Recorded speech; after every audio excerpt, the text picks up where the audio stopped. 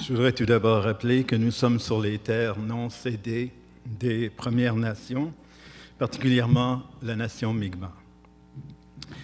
Le titre de ma conférence, c'est « De l'Acadie, de la ruralité à l'urbanité ». C'est un fait que les arts et la culture sont beaucoup plus un phénomène urbain que rural. Bien sûr, il est évident que la production peut se faire un peu partout et la promotion, en raison de l'informatique, peut rejoindre la planète en un seul clic. Mais il est évident aussi, pour ce qui est de la diffusion, qu'il vaut mieux compter sur une agglomération de population dont les villes demeurent le lieu de prédilection. Bien sûr, on pourra toujours, durant l'été par exemple, se déplacer vers la campagne pour y assister ou participer à des festivals, des événements ponctuels, mais il reste que c'est tout de même en ville où se trouvent les installations nécessaires au rassemblement qui font l'intérêt et la vigueur du secteur culturel. L'Acadie n'a pas échappé à ce modèle. Et la culture qui a permis à cette collectivité de se singulariser, de se faire connaître, de voyager et de développer et consolider une identité autrefois fragile, mais de plus en plus définie, doit beaucoup à cette vitalité du domaine des arts et de la culture. Si l'on regarde du côté de son histoire, on est à même de constater que l'Acadie n'a pas créé de grandes villes, mais plutôt une série de villages prospères à l'époque et sans doute promis à un grand avenir si ce n'avait été de la déportation qui, au milieu du XVIIIe siècle, détruisit la plupart de nos institutions et mit littéralement le feu aux installations. Disparus des cartes géographiques et éparpillés de par le monde, les Acadiens ont conservé le rêve de revivre en Acadie, une Acadie sur un territoire aménagé par les conquérants et dont les villes ont souvent été les lieux les plus tendus et les plus problématiques. Inquiets et sans ressources, les Acadiens qui revinrent sur leur ancienne terre et ceux qui sortirent de leur refuge en forêt après le grand dérangement commencèrent par fonder de nouveaux villages, d'où ils commencèrent leur lente et patiente réappropriation du territoire. Leur monde sera celui de la ruralité, une ruralité alors confinée et confirmée dans une identité dont la langue et la religion devinrent les piliers. Les villes étaient alors vues comme des lieux de perdition pour la langue, bien sûr, mais également pour la foi, suivant le slogan « Qui perd sa langue, perd sa foi », mis de l'avant par la religion. Ceci a fait en sorte que nous ayons développé une mentalité de combattants, de résistants et de survie pour défendre notre identité. À l'heure actuelle, au moment où les tensions d'autrefois ont tendance à diminuer, l'Acadie traverse une sorte de crise à la recherche d'un projet de société qui lui permettrait de se rassembler comme elle l'a fait autrefois autour de la langue et de la religion.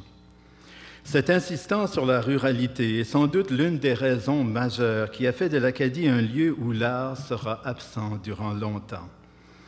Bien sûr, il y eut dans chaque village des joueurs de violon, des compositeurs de complaintes, des peintres naïfs, des couseuses de courtepoint, des danseurs de gigue ou des conteurs qui n'en finissaient plus d'élaborer des histoires invraisemblables. Mais ces formes d'expression étaient souvent soumises à la censure de la religion qui voyait dans ces manifestations des tentations de toutes sortes qui risquaient de pervertir le troupeau. C'est pourquoi il subsiste peu d'œuvres de ces artistes de la première heure et leur création authentique et courageuse nous donne à penser que l'art et la culture ne sont pas un luxe, mais une nécessité. Du côté anglophone, il en sera tout autrement. Très tôt, on décida de fonder des villes dont l'importance en termes de circulation des biens et des idées devint cruciale. Les Acadiens, eux, se feront pêcheurs, n'ayant plus accès à leurs terres d'autrefois, qui avait fait d'eux des agriculteurs.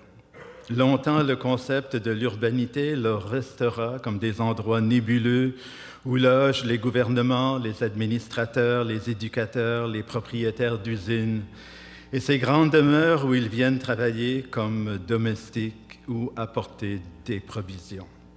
Dans ces villes, la majorité anglophone, qui ont pour nom Moncton, Halifax, qui incidemment fête cette année son 270e anniversaire, Charlottetown, Saint John ou Fredericton, il se développe alors aussi un intérêt pour une culture que l'on voit, entend ou rapporte de voyages à l'étranger, mais qui commence également à voir le jour ici. Ainsi, en 1884, l'Université Mount Allison de Sackville, au Nouveau-Brunswick, ouvrira ce qui deviendra le premier département d'art visuel au Canada.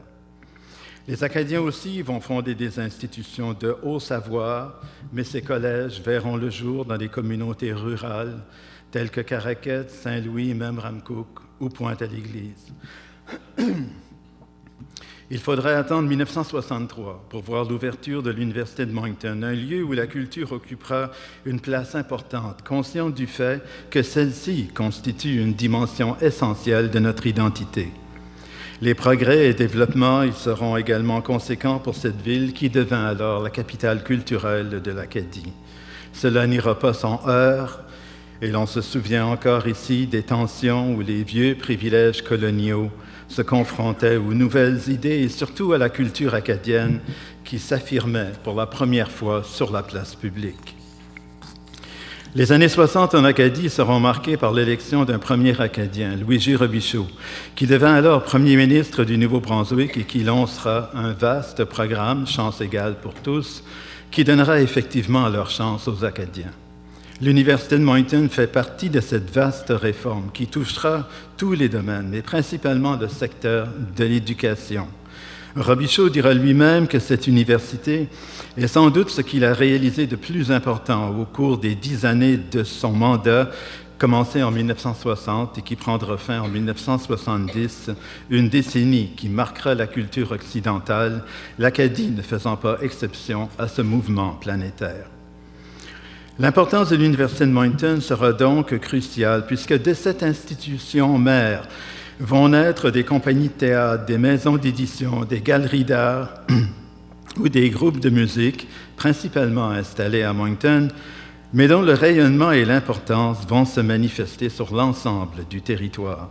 La création de facultés des arts visuels, de musique ou d'art dramatique ne sera pas étrangère à cette effervescence qui fit l'effet d'un réveil brutal et d'une volonté soudaine pour l'Acadie de rejoindre la modernité, de rejoindre le siècle et de générer des œuvres exportables. Dans cette optique, il y aura diverses stratégies pour tenter de relier les œuvres de la ruralité ou de la tradition à celles de la modernité. L'œuvre d'Antonine Maillet, auteur prolifique et récipiendaire du prestigieux prix Goncourt, marquera ce passage entre la culture populaire et la culture littéraire. Reprenant à son compte une langue et un vocabulaire propres à l'Acadie, s'inspirant de la verve des conteurs d'autrefois, elle fit ce qu'on pourrait appeler le passage d'une littérature orale à une littérature écrite. Elle fit aussi les frais d'un dépaysement au sens où elle a vécu et publié son œuvre ailleurs qu'en Acadie. Ce sera aussi le fait de plusieurs artistes acadiens domiciliés principalement au Québec et qui ont souvent donné de l'Acadie une idée qu'on pourrait qualifier de traditionnelle et rurale.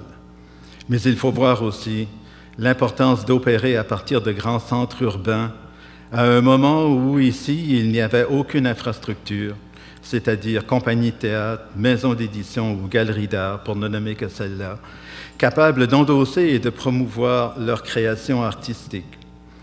Ces artistes ont souvent proposé une vision bucolique issue de la ruralité, une vision dont l'Acadie s'éloigne aujourd'hui de plus en plus, consciente du fait que l'art actuel s'incarne désormais dans une culture moderne et planétaire, principalement issue de l'urbanité. L'Université de Moncton devait donner à la ville dont elle tire son nom un profil qui en fit le chef de file, et certains iront jusqu'à dire pour en faire la capitale culturelle de l'Acadie, en raison d'un afflux massif de talents et d'idées issus d'une université dont le nom a toujours été problématique. On sait que Moncton fut, avec Winslow et Lawrence, l'un des artisans de la déportation. Nous ne nous attarderons pas au mouvement qui vise à renommer le territoire, mais il y a ici une tension qui fit dire au poète Gérald Leblanc qu'elle lui était nécessaire pour écrire, car Moncton signifiait selon lui l'extrême frontière du territoire acadien. La notion de territoire constitue une notion également assez paradoxal. L'Acadie géographique est disparue depuis plus de 2 siècles, mais il reste la terre où nous avons établi notre présence, peut-être moins que celle des Premières Nations qui, eux, détiennent la conscience profonde de cette terre où nous sommes aujourd'hui rassemblés. Mais notre présence de plus de 400 ans nous y a enracinés et fait en sorte que plusieurs artistes ont choisi d'y vivre pour y construire une œuvre qui de plus en plus parle au monde à partir d'ici. Longtemps cantonnés dans des campagnes, à l'ombre de leurs clochers, indépendants et méfiants, les Acadiens se déplacent de plus en plus vers des agglomérations urbaines. Ce mouvement n'est pas nouveau et il n'est pas propre à nous, mais comme le dit la chanson du groupe acadien les Hey Babies, qui est-ce qui va sonner les cloches de l'Église? Car le danger est grand de se perdre dans une culture urbaine dont l'américanité n'est jamais loin. Comment créer une culture urbaine qui tiendrait compte de cette culture rurale dont nous sommes issus? Le pari semble ambitieux, mais c'est de cette volonté d'une fusion entre la tradition et la modernité que naissent les grandes cultures. C'est en ayant accès à leur âme blessée que les Noirs américains, eux aussi déportés, sont arrivés à créer cette culture dont les États-Unis ont tellement bénéficié. À notre tour, en tant qu'Acadiens, il nous faut nous réinventer dans cette urbanité, il nous faut créer notre âme urbaine. Cette fusion entre tradition et modernité, elle a déjà commencé à prendre forme, et comme partout ailleurs, le danger est grand de se voir avalé par une culture plus stable et plus définie, la culture états-unienne. En raison de ses réalisations dans plusieurs domaines, cette culture a produit une dimension séduisante allant de la musique à la nourriture et des affaires à l'informatique.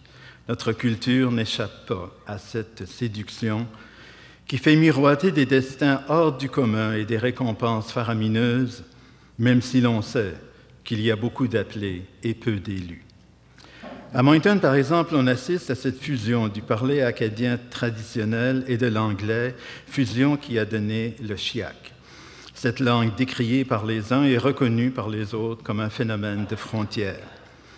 Évidemment, cette présence de l'anglophonie se retrouve dans d'autres domaines de la culture et constitue une manifestation importante de l'urbanité. Même si le chiac existe depuis longtemps, il faut dire que ce n'est que tout récemment qu'il est devenu une manifestation de l'urbanité acadienne, au point où il est en train de proposer une nouvelle Acadie, plus jeune, plus frondeuse et plus libérée de l'ancien adage qui perd sa langue, perd sa foi, transformé de nos jours en qui perd sa langue, perd sa culture. Reste à savoir ce que cela donnera. La langue française, malgré sa complexité et son évolution, nous permet d'être compris dans le monde entier. Et en ce sens, elle garde, elle aussi, sa séduction, et elle demeure porteuse d'une des grandes cultures de l'humanité. S'en séparer serait une erreur et une immense perte. Il est donc à souhaiter que la présence du chiac se remette en contexte et un peu comme le joual dans le Québec d'autrefois, devienne une langue parmi tant d'autres et non pas l'unique référence de la culture acadienne. L'Acadie se retrouve donc à une croisée de chemin. Comme toutes les petites cultures, elle risque d'être emportée à tout moment. Mais il faut voir que cette identité a déjà traversé plusieurs épreuves qui lui ont donné une volonté de résistance et de cohésion hors du commun. L'avenir est à faire et l'avenir nous le dira. Mais à l'heure actuelle, cet avenir devra composer avec l'urbanité et notre notion, à nous, Acadiens, de cette urbanité devra elle aussi se modifier pour nous permettre de nous impliquer dans l'aménagement de villes où nous pourrons poursuivre un parcours entrepris, vécu et rêvé depuis plus de 400 ans. Merci.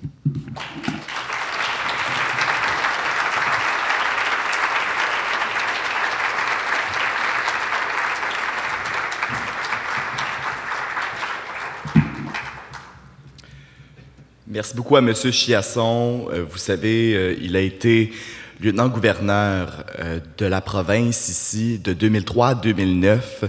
C'est un auteur prolifique, un créateur hors pair. D'ailleurs, je vous invite à aller consulter la table de la librairie Grand Ours. On y retrouve quelques-unes de ses œuvres qui ont été publiées. Alors, merci beaucoup pour cette conférence d'ouverture.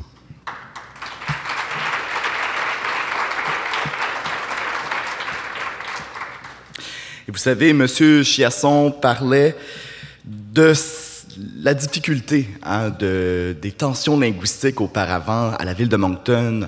Ça a été une époque assez difficile, mais je pense qu'il y a quelqu'un qui a contribué à rendre les tensions beaucoup moins difficiles. Je vous présente l'ancien maire de la ville de Moncton, M. Brian Murphy.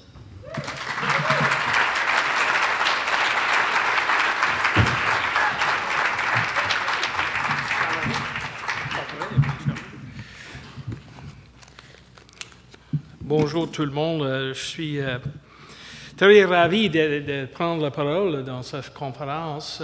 Je note la présence de Madame la maire de Moncton, et Monsieur le maire de Dieppe, le vrai maire de Dieppe, je ne sais pas, en France ou mes collègues de Louisiane, membres de législative de Nouveau-Brunswick, Monique Cormier, Monique Leblanc, puis membre du conseil de la ville de Moncton, Mme Thériault, puis Edgett, et tous les autres membres et des délégués des réseaux. C'est mon honneur d'être ici.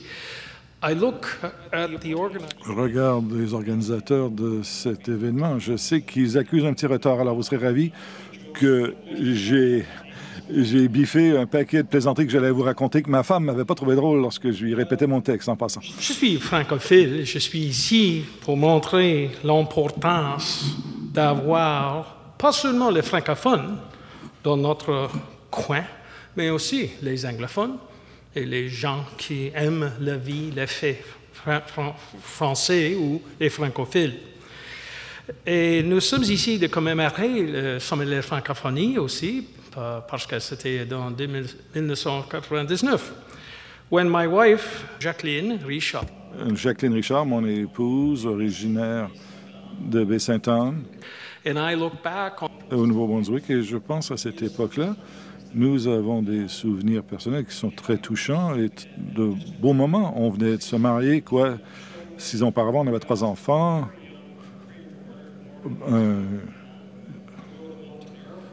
Un jeune premier ministre, Bernard Lord, nous avait demandé d'aller à l'aéroport de Moncton. En passant, l'aéroport de Moncton était à Dieppe. Là, pour les gens de loin et de l'ouest, ça porte à confusion. Ouais.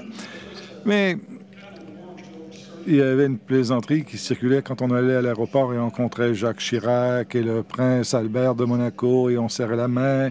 Les dames qui étaient avec nous, alors, elle avait un baiser à la main, c'était très élégant. Alors, c'était époustouflant. L'essence d'humeur que nous avons comme Acadiens ou Acadiennes adoptés, nous avons donné les nicknames, les noms en place de les vrais noms de gens bien connus, comme à cette époque-là, nous avons eu beaucoup de visites du secrétaire général des Nations Unies, Boutros Ghali. Ce n'est pas un homme d'Acadie. Pendant cette époque, lui était Boudreau Galant. Plus facile. Pour la petite ville de Moncton, la plus grande opportunité que représentant la francophonie était justement la vitrine que le sommet offre. Le monde francophone. Ça va montrer Moncton, Grand Moncton au monde. C'est important. Mais pour moi, c'est plus important d'avoir la majorité ici anglophone, de voir l'appréciation de l'effet français au monde par l'exemple de Grand Moncton. Moi, j'étais étudiant de cours d'immersion, cours primaires, secondaires, et je continuais d'apprendre le français dans les cours d'immersion. Et il y a beaucoup de gens comme moi, anglophones, qui ont appris le français plus tard dans leur vie, qui aiment beaucoup le fait français, qui sont des francophiles. avant le sommet de la francophonie, il n'y a pas grand-chose qui montre aux francophiles ou les majoritaires anglophones qu'est-ce que ça, d'être français dans le monde, que vivre en français dans la vitrine de la francophonie. So it wasn't really till 19... C'était pas avant 1999 que la majorité de la population dans cette collectivité est venue voir les chefs d'État, ont vu les diverses activités publiques, ont vu la presse internationale qui est venue dans notre petite ville de Moncton et ont pu profiter de tout cela. C'était pas clair au début c'était important de faire partie de la francophonie. Alors non seulement profiter de l'importance socio-économique et culturelle, mais aussi la transformation, à mon avis, là, c'est que tout le monde a vu que il y a toujours eu et il y aura toujours une importance économique d'être francophile ou francophone. Il y a un élément économique. À partir de ce moment, en 1999, je peux vous dire que les enseignes, les explications, les campagnes de recrutement, c'est une chose importante. OK. C'était un message important. J'ai perdu ma place. Mais à partir de ce moment, en 1999, beaucoup de publicités, ça a changé beaucoup, être en français.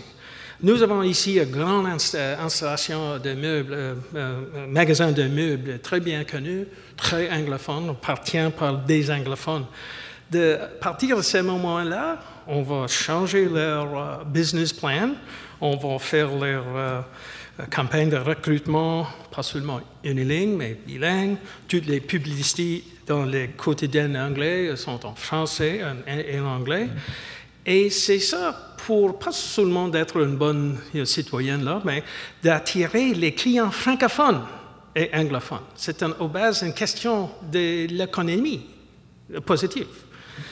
Il fallait aussi tenir, comme je dis, qu'il y a beaucoup de gens comme moi qui veulent pratiquer le français. C'est une bonne chose d'avoir, l'affichage et toutes les choses dans un sens commercial en français aussi. So, I'm a francophile. Alors moi, je suis francophile, il va sans doute, en général, mais littéralement parce que mon épouse est francophone et mes filles sont à moitié acadiennes, à moitié irlandaises.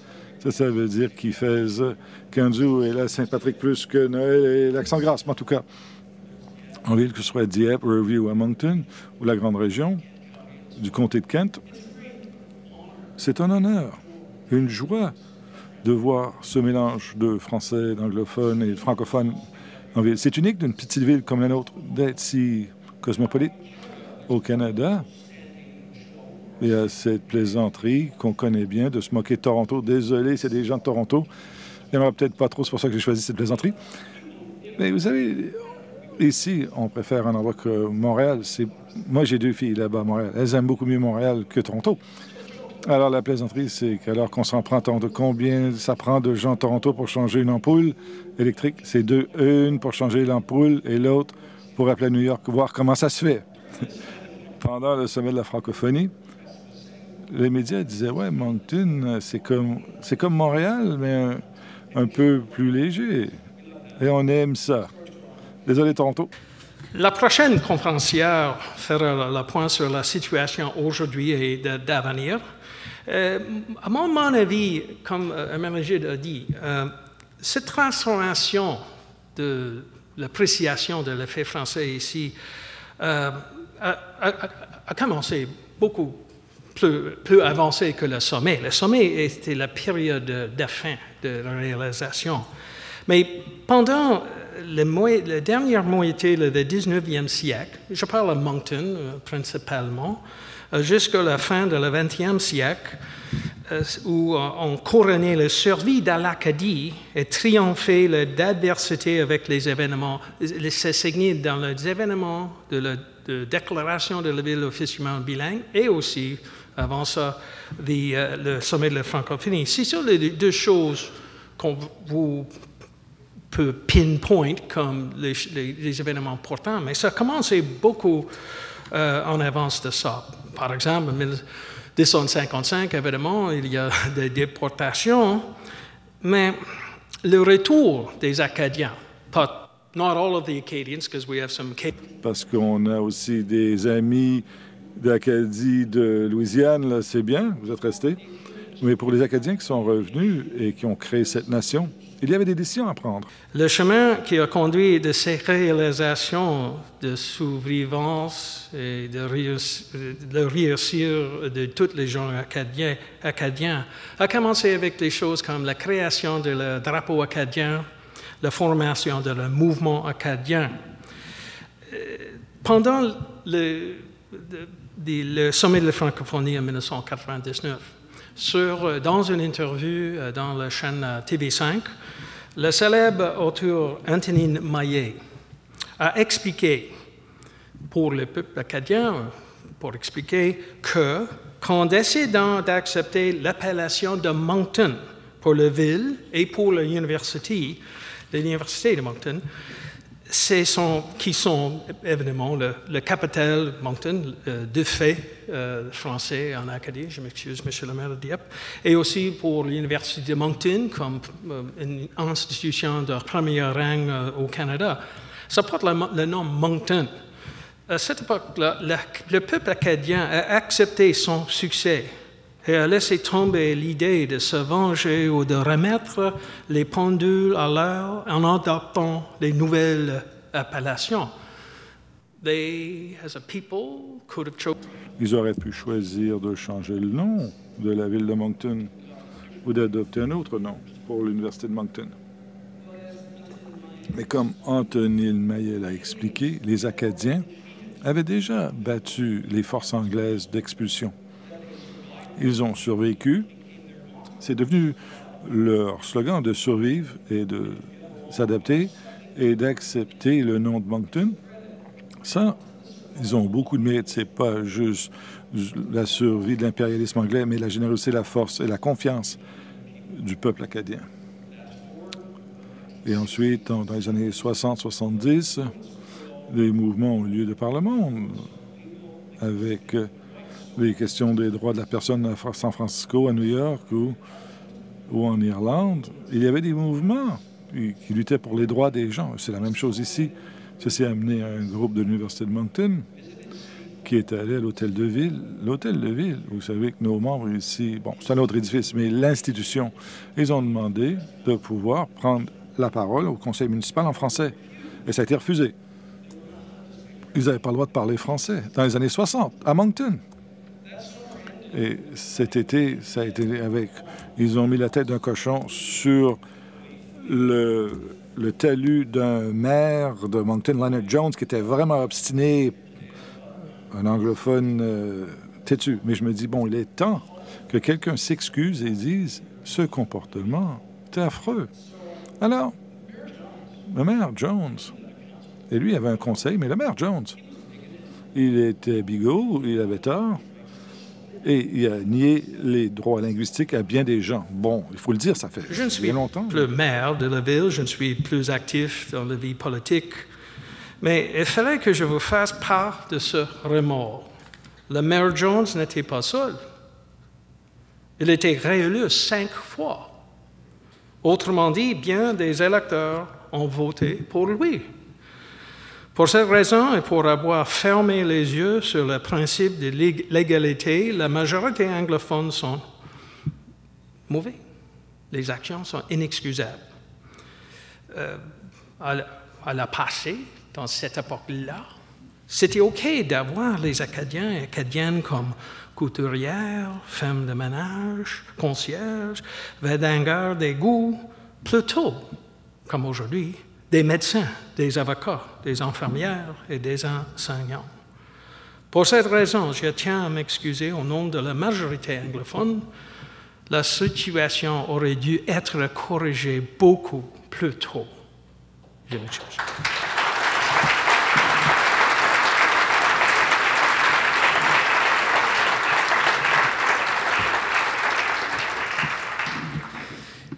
But in the heady years after this, mais après le sommet, nous avons fait du chemin, un peu de chemin. J'étais relativement jeune. J'ai le même âge que Barack Obama. Et j'ai pas fini, hein? Merci.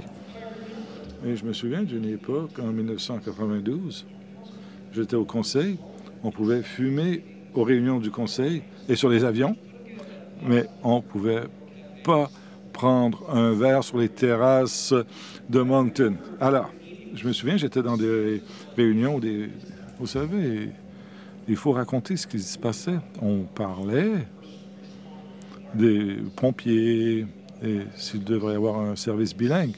Ça semble bête d'en parler aujourd'hui, mais il y avait des choses comme, vous savez, le feu ne parle pas de langue. Ben, vraiment.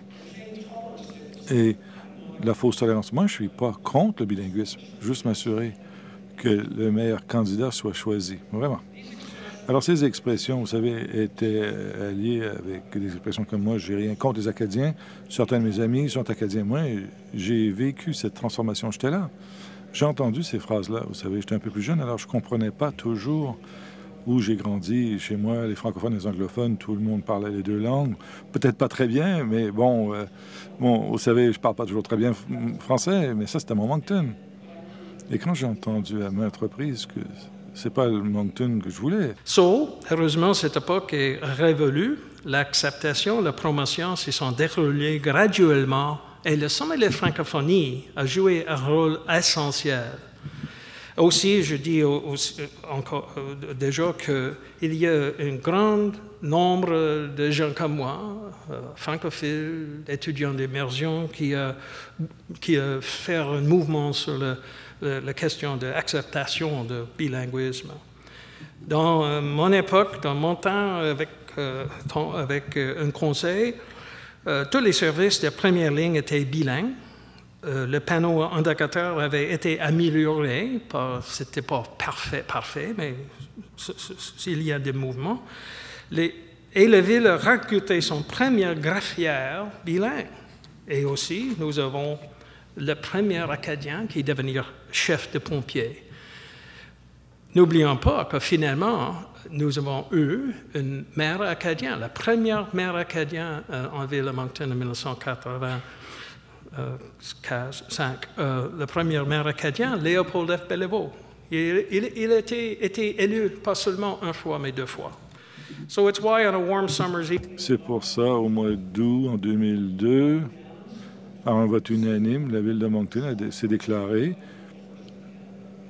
une ville officiellement bilingue en droit, c'est en fait au Canada.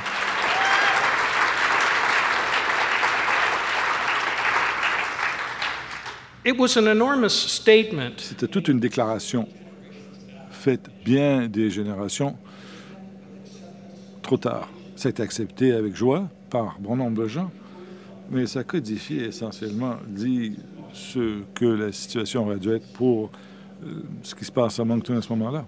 Et il y a eu beaucoup d'améliorations. Je regarde le personnel de la ville. Il y a eu beaucoup d'améliorations depuis ce temps-là. Madame la mairesse, vous avez fait beaucoup de travail. Continue, pas que ce soit juste une déclaration écrite, mais pour vraiment changer la façon que nous offrons des services et permettant aux gens de travailler dans la langue de leur choix. Et souvent, je dis à mes collègues anglophones que les francophones n'ont pas peur de faire des erreurs en anglais. C'est la seule façon d'apprendre. Moi, j'ai parlé du français aujourd'hui. C'était pas parfait, mais on devrait essayer. Et une ville comme Moncton, c'est assez facile de le faire. C'est assez facile de commander un café en français. Alors faites-le. Alors on devrait parler français autant qu'on peut, en français et en anglais. Et les choses ont changé beaucoup. J'ai commencé ma formation linguistique dans les écoles en 1965 ou quoi. On a adopté le modèle parisien. Okay? La première phase que je me reconnais, c'est Pierre et Mireille habitent dans un appartement dans le 10e arrondissement avec un petit chien qui s'appelle Toutou. Heureusement, l'immersion d'aujourd'hui est plus pertinente et je pense que c'est plus utilisable de voir comme moi le tête à claque et l'académie. C'est plus bon point. Et aussi, parce que dans ma vie, je n'ai pas jamais reconnu un chien qui s'appelle Tutu, Acadie. Est-ce qu'il y a un chien qui s'appelle Tutu? Je ne sais pas. So I leave you today with a message of... Je vous laisse avec un message d'accepter la langue. Ça veut dire accepter les gens. La langue, c'est la méthode idéale de communication. Si vous ne voulez pas accepter une autre langue qui joue un rôle important dans votre collectivité, vous choisissez de monter des murs entre les populations. C'est inadmissible. La langue et la promotion de la culture nous enrichit tous. C'est le cas à Moncton et j'espère que ce sera toujours le cas pour toutes nos collectivités et pour le monde. Merci beaucoup.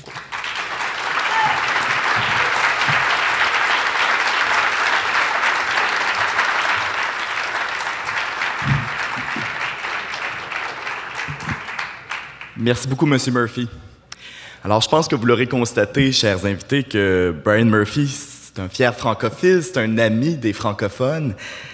Aujourd'hui, bien que les francophones et les francophiles sont bien accueillis dans leur communauté, qui ont leur place au sein des collectivités, il y a plusieurs d'entre eux qui font face à une réalité qui est bien présente au pays, celle de l'insécurité linguistique ou, comme notre prochain invité l'aime l'appeler, la sécurité linguistique. Notre prochain invité parlera des perspectives d'avenir de la jeunesse canadienne. Je vous invite à accueillir la présidente de la Fédération de la jeunesse canadienne française, Mme Sue Duguay.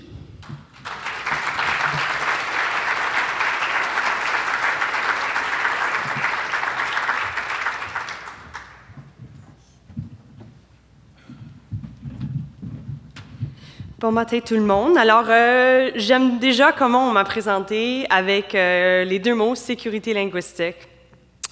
Alors, pour commencer, je mets la table en soulignant que je suis produit, puis les gens de mon âge sont produits d'une société qui avait une loi, deux lois, en ce qui a trait aux langues officielles, qui avait des droits linguistiques. Je suis aussi produit de municipalités bilingues.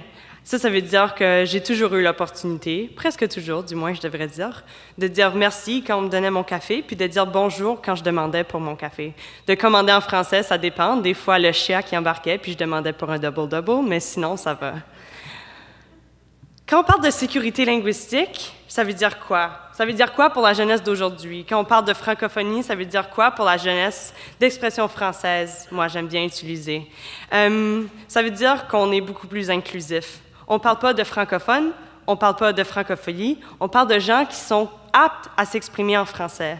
Dans un contexte de modernisation, quand on parle d'une société qui évolue constamment au quotidien, puis qu'on constate dans les derniers siècles également qui évolue extrêmement rapidement, la majorité les sociétés en contexte majoritaire ont l'opportunité d'évoluer à ce rythme-là, puis une minorité ne peut pas se permettre de pas évoluer aussi rapidement que les autres, du simple fait qu'on se doit de vivre, de survivre nous aussi.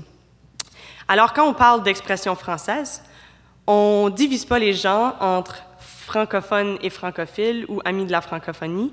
On nous donne une place, comme tout autre francophone, dans ce qui est la francophonie.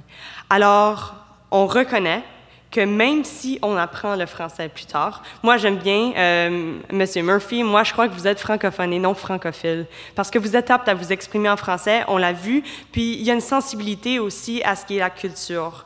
On constate au sein de notre réseau, auprès de la Fédération de la jeunesse canadienne française, beaucoup de jeunes qui s'identifient bilingues. Ça fait peur à certains francophones qui s'identifieront, mais je vous rappelle que nous sommes produits d'une société où il y avait une loi sur les langues officielles, où il y avait deux lois sur les langues officielles au Nouveau-Brunswick ici, où on a des municipalités qui nous permettent de nous exprimer dans les deux langues officielles du Canada. Alors, l'identité bilingue, c'est la dernière chose, selon nous, selon moi, à la Fédération de la jeunesse canadienne française, qu'il faudra avoir peur. Le signe du bilinguisme, pour moi, c'est un signe de force. C'est un signe qu'on est capable de conserver notre francophonie, que je suis capable d'être fière d'être acadienne, francophone, mais que je suis capable d'être fière d'être bilingue également. Pourquoi être fière d'être bilingue, nous diront-on? Je me suis déjà fait dire que c'était pas une culture, que c'était pas un truc, il y avait pas rien qui s'y rattachait. Mais au contraire, ma génération aujourd'hui a une culture bilingue. On vient de familles exogames, des parents francophones, des parents anglophones, puis on vit dans des maisonnées où on parle les deux langues, où on parle trois langues, même si pas plus, parce qu'on valorise cette diversité linguistique-là. Alors, quand on parle de l'identité bilingue, ça veut dire, dans un contexte de minorité francophone, qu'on n'oublie pas le fait qu'on est francophone, qu'on n'oublie pas le fait qu'il y a des gens qui se sont battus avant nous pour nous permettre de pouvoir s'identifier bilingue. Ça veut dire qu'on reconnaît qu'il y a des gens, comme M. Herménégilde Chiasson, qui sont venus me donner des prix quand j'étais jeune pour les poèmes que j'écrivais dans la ville de Miramichi, qui est une ville anglophone où il y a une forte communauté francophone. Une ville anglophone où il y a une forte communauté francophone, exactement. Puis ça semble peut-être banal, puis peut-être est-ce que vous direz que je fais juste name-dropper le nom de M. Chiasson, mais au contraire, c'est des trucs comme ça, reconnaître les francophones, les bilingues, les gens bilingues qui s'identifient bilingues,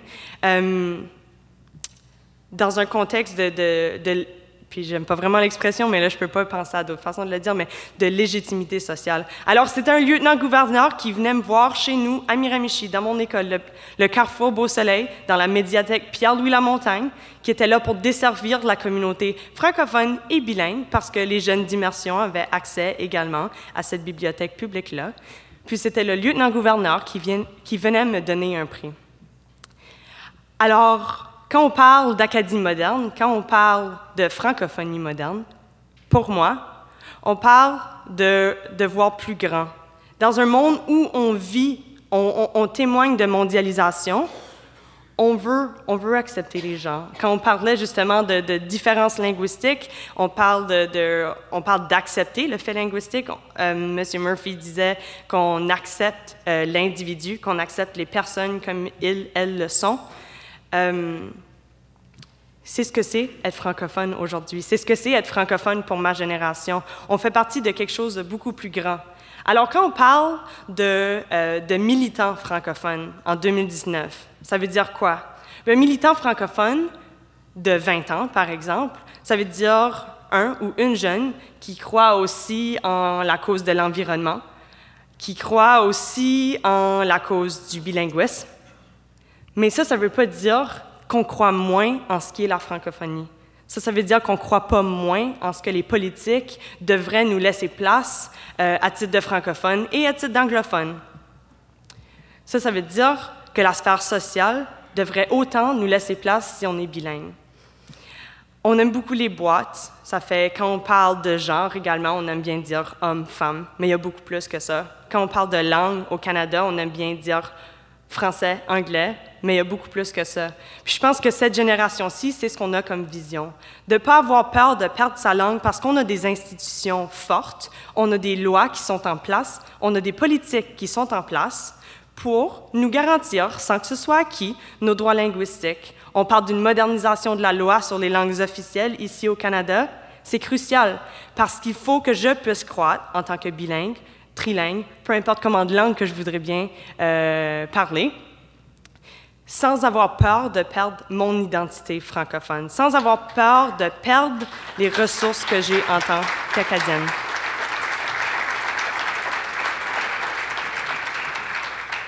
Alors, quand on parle de sujets linguistiques modernes, très spécifiquement de francophonie, on constate rapidement que cette génération-ci, de façon différente également, puis je devrais peut-être pas dire cette génération-ci, mais on l'adresse plutôt dans les dernières générations, on se perd entre les boîtes.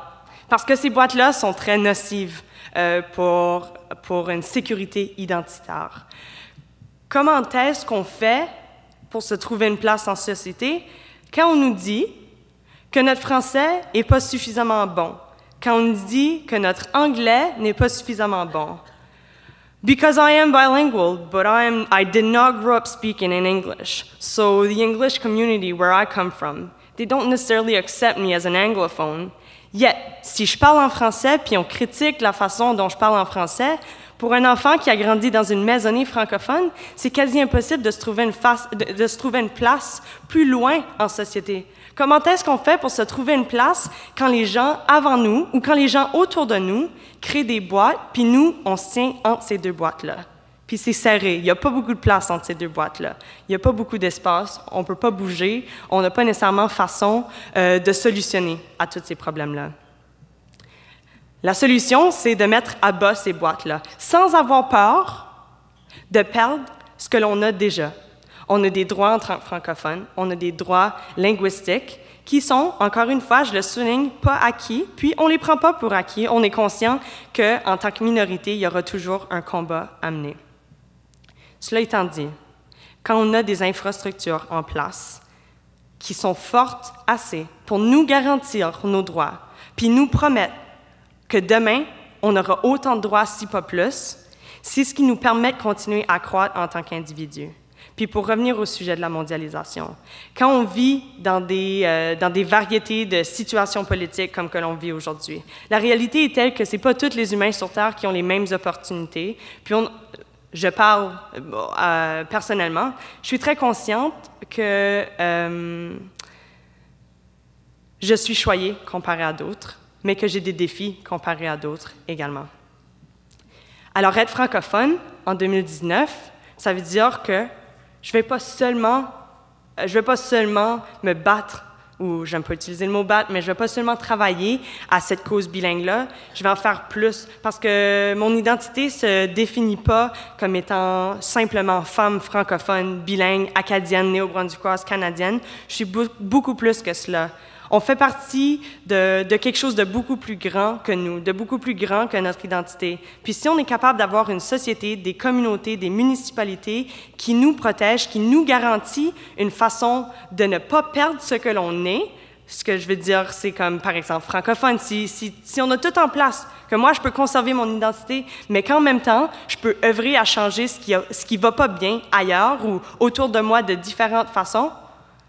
Mais là, je pense qu'on réussit à se rendre encore plus loin en tant que minorité, oui, mais cette minorité-là, linguistique, francophone, qu'on aime bien nommer, est beaucoup plus grande, elle fait partie d'un truc beaucoup plus grand. Alors, si on se limite toujours à l'exotisme d'une minorité, c'est certain qu'on ne sera pas apte à rejoindre ce qu'une majorité est capable d'accomplir. Alors oui, je vais continuer de militer, puis on va continuer de militer pour ce qui est les faits linguistiques, mais on va militer pour beaucoup plus également. Puis il ne faut pas avoir peur de ça. J'aime toujours un peu partager mon cheminement également quand je viens à parler à des gens comme ça. J'ai commencé, ma famille vient de la péninsule acadienne au Nouveau-Brunswick, alors je suis ce qu'on appelle typiquement acadienne, même si je déteste l'expression. Mais je viens d'une famille acadienne, à moitié Irish, puis à moitié acadienne aussi. Ça fait, je célèbre autant la Saint-Patrick que le 15 août, plus que Noël probablement aussi.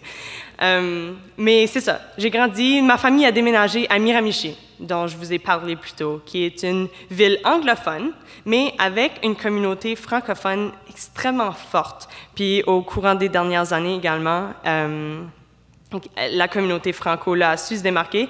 Puis on a vu d'inspiration de ce qui se passe ailleurs, une synergie se créer entre les deux communautés linguistiques d'où j'ai grandi. Mais je vous dis tout ça, étant plus jeune, quand je grandissais, je venais d'une famille francophone naturellement, j'allais à une école francophone où j'avais accès à un centre communautaire francophone. Ça veut dire que tous mes services étaient en français, du moins en tant que jeune enfant naturellement. Ça fait que j'allais pas faire l'épicerie, j'avais pas nécessairement besoin de voir tout ça. Mais moi, j'ai grandi dans un petit cocon français, c'est comme ça que j'aime bien l'appeler. J'étais pas consciente que j'étais minoritaire, puis j'étais pas consciente qu'il y avait d'autres jeunes dans d'autres régions qui avaient même pas accès à de l'éducation en français. J'ai côtoyé des enfants depuis la maternelle, qui sont naturellement des amis à moi, qui avaient 2 parents anglophones, puis aucun parent franco. Parce que ça veut dire que ces jeunes-là, ils n'étaient pas des ayants droit.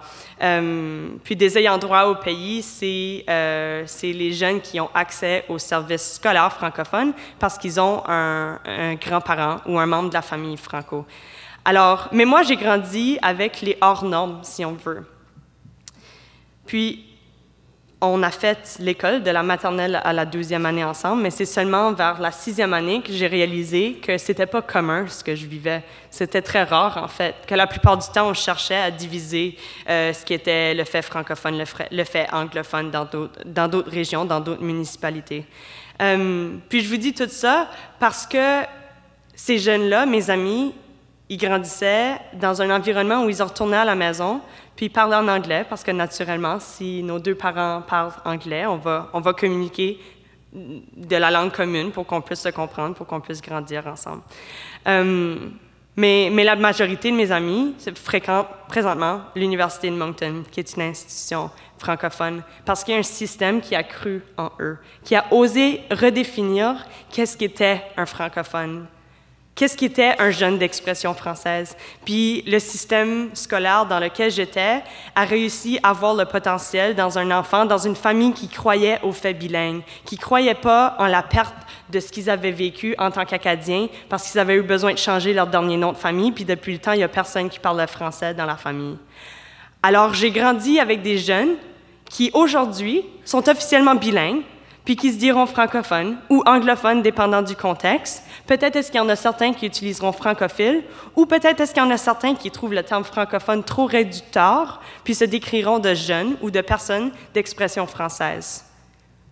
Parce que l'identité d'un individu, bien que la langue soit extrêmement importante et très près de l'identité, surtout dans un contexte minoritaire, peut être beaucoup plus que cela. Alors, qu'est-ce que la jeunesse a comme vision d'avenir en ce qui a trait au linguistique? Je peux vous dire qu'on a avenir d'un Canada, d'un Nouveau-Brunswick, d'un Moncton, d'un Amérique encore plus bilingue, qu'on a avenir d'une société où les boîtes seront peut-être mis un peu plus à bas, qu'on les laisse de côté, puis qu'on réalise qu'entre ces boîtes-là qu'on se crée en tant que société, il y a beaucoup plus de gens qu'on oublie. Puis quand on est capable de maximiser le potentiel de chaque individu en société, c'est peut-être un peu utopique de ma part, mais je pense qu'on a vision d'une meilleure société également. Bien que tout n'est pas rose, pardonnez-moi l'expression, il y a du potentiel. Puis il y en a beaucoup de potentiel. Quand on réussit à reconnaître que le vécu de chacun, peu importe l'âge, est important, qu'il y a des gens qui sont passés avant nous, qui ont battu des chemins, puis que nous, on va continuer d'en battre d'autres, même si on fait des différents trails à partir des principaux qui sont construits, même si on se construit des nouvelles routes ou qu'on trouve des nouvelles façons de construire ces routes-là, qu'on le fait de différentes façons. Peut-être est-ce qu'on le volera au lieu de le conduire, ou qu'on le courra au lieu de le marcher. Peu importe ce que l'on décide de faire, moi, je peux vous dire que la jeunesse a vision d'un avenir encore meilleur. Probablement comme que vous aviez vision aussi quand c'était vous qui parliez pour la jeunesse. Alors, en ce qui a trait en matière linguistique, ce sera un combat comme tous les autres qu'on doit mener. Les changements climatiques, c'est un vrai défi. C'est un défi que la jeunesse aborde, puis ça, c'est un défi parmi tant d'autres, parce que des fois, quand on se fie aux stéréotypes, c'est plus facile de passer un message, mais les défis environnementaux sont présents, les défis linguistiques sont présents. Cela étant dit, on est confiant et confiante qu'on pourra voir un avenir encore plus fort, puis des institutions encore plus fortes également. Alors, c'est ce que j'avais à dire à titre de vision d'avenir pour la jeunesse. Merci beaucoup à tous.